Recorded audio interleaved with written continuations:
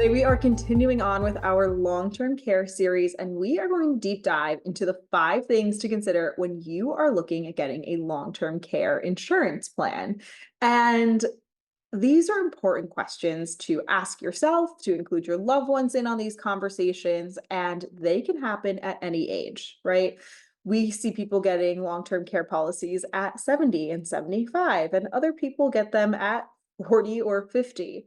However, starting earlier is always great and helpful to your loved ones and allows you to have more time to plan. So let's take a deep dive into these 5 questions that you and your loved ones should consider when looking at a long-term care plan. The first of which is look at the health history of both your family members and of yourself. This can be a good indicator of how long do people in your family live. Personally, my family loves to live forever, which is incredible because I get to have them around in my life. However, I then need to consider for my own life what that's going to mean in terms of planning for a longer retirement potentially, and also the additional healthcare costs that could come with this longer retirement. I also want you to consider any of these pre-existing conditions that you may have going into a plan, right? Maybe you have a history of cancer or diabetes, or maybe you smoke, and that's something you need to consider as an impact on your health going into a plan. This is also going to impact how long you potentially live and what medical costs you may need to consider during your retirement years. Make sure you're factoring all of these things in and continue to talk to your doctors and your caregivers in order to get an idea for what the future looks like for you. Maybe it's not even a consideration and you're like, hey, we took care of my health problem in the past and we are good to go. However, once again, make sure you're also looking at the longevity and health problems that have occurred in your own family. The second question I want you to consider is, where will you be funding your healthcare policy from? And this could be anything from, hey, I'm actually not going to get a policy. And instead, what I'm going to do is I'm going to self insure, which means that you're going to pay for all of the medical costs on your own and out of pocket. If so, where is that money going to come from? And how are you planning to use it? And what are you going to do if that's not enough? Are there other sources that you will turn to, other family members? What is your plan there? If you do decide you are going to get a long-term care policy, where are you going to fund things from? If you are getting a traditional long-term care policy, you'll have those monthly, quarterly, or annual premiums. Are you going to pay those out of pocket? Are you going to be saving for them? Do you have a specific account you want to pull from? And if you are going to an asset-based long-term care policy, and if you want to learn more about either of these, check out my video from last week talking all about the different types of policies. But if you're going for an asset-based policy, what asset will you be pulling from? These are great conversations to be having with your financial team and your advisors and asking them, hey, what makes the most sense for where I am now and also for the future I'm looking for?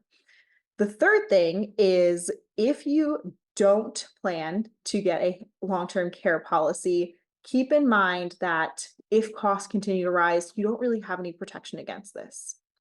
All right, the third thing I want you to consider is the health costs in your area. Maybe you're considering moving to a different state or part of the country during your retirement. Get familiar with what those healthcare costs in that area are. So typically what we do when we are running a long-term care policy quote is we get an average for what a nursing home and an in-home nurse would cost in whatever state you plan to move to. If you're not sure and you're looking at a couple different states, go for the higher because it's always better to have more coverage than less. Or if you decide, hey, I'm going to go for the lower, be mindful of, okay, if my costs do end up going over, where would you want to pull from? So the fourth item I want you to consider is the type of care that you're going to want in retirement. And this can be very hard to predict, but a lot of us have been through certain life circumstances where we feel pretty strongly about what type of care we would want. I know personally in my family, we have seen a whole wide variety of people who have been at nursing homes, had in-home care, had some type of health aid that came in as well, either overnight or during the day, even just to help alleviate some stress on us as a family. So think about, what type of care would you want? Adult daycares are also becoming very popular, so you can go somewhere during the day to have someone help you out and also to have the company of other people and to be able to play games and do different activities to keep you mentally sharp.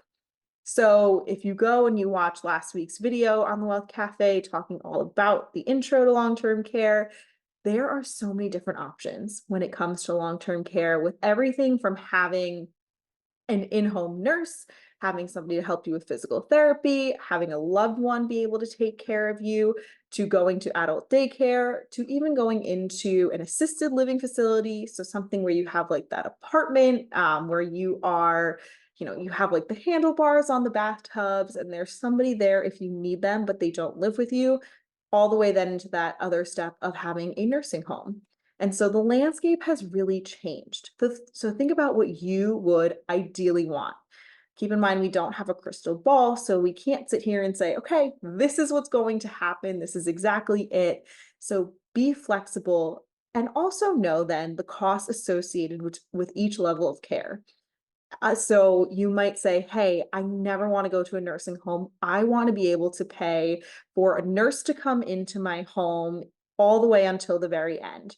Not easy to think about, but something if you know that's on your heart of what you are going to want at the end, it's easier to plan for it now than in your retirement years and days be trying to find the money of where are we going to pull from then to support this.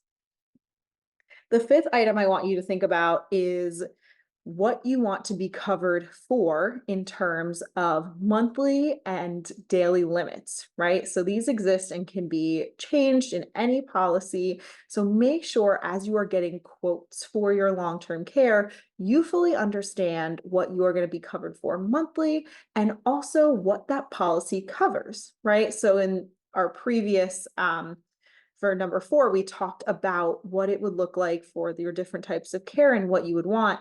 Understand if your policy is going to cover this, right? Not all policies cover an in-home nurse or adult daycare, but if you know that's something you want, make sure that your policy clearly states these things. And I encourage you, as you're going through the long-term care process, ask questions, right? Understand what is covered and what happens if things change in the future. You are your biggest advocate when it comes to this planning process. Therefore, ask questions, get multiple quotes, talk to as many people as you feel comfortable with, and utilize us here at Tanis Financial Group as a resource. We have so many incredible partners that we work with for education, resources, and having these conversations because it's a big decision. It's also a difficult one, right? To talk about the end of your life, but it's easier to have this conversation now. And this is the best gift that you can give your loved ones is doing this planning, having these conversations. So when the time does come, you can all know what the plan is and be able to enjoy your time together. The last thing you want to be doing is scrambling to figure out where do we get the money from and what type of home do you want to go into or what did you ever want? This way it is set in stone. So I will leave you with our 5 tips. And I also encourage you to talk to your financial team and understand what your future steps are and explain to them and communicate with them what you want your future to look like. You are in the driver's seat here and you have so many options. And I encourage you to be having these conversations now. I'll see you next time. Thanks for watching this week's episode of The Wealth Cafe. Looking to learn more about financial planning and wealth management? Visit tanisfingroup.com to apply for an introductory call today.